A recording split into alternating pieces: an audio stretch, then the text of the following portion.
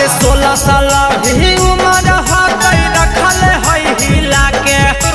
16 साल भी उम्र है कई रखल है हिला के हमर मजनुआ रंगदार है कई अपना जिला के हमर मजनुआ रंगदार है कई जमुई जिला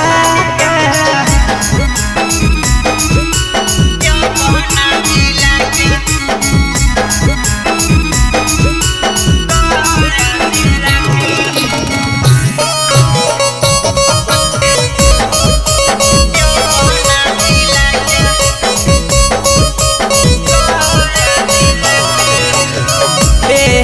उम्र में 4 बार हो गई जेल रे बड़ बड़ माफिया के डल कयू देल रे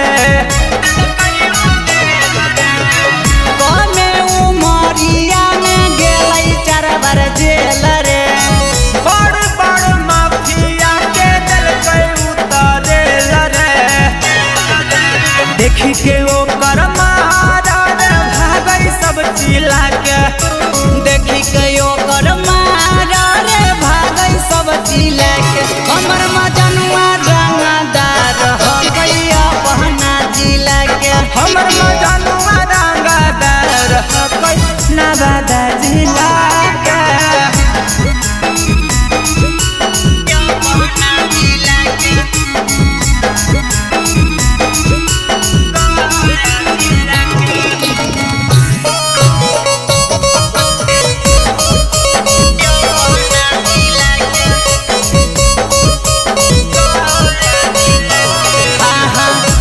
में पिस्तौल लेके घूमा है झुंड में 24 घंटा कहो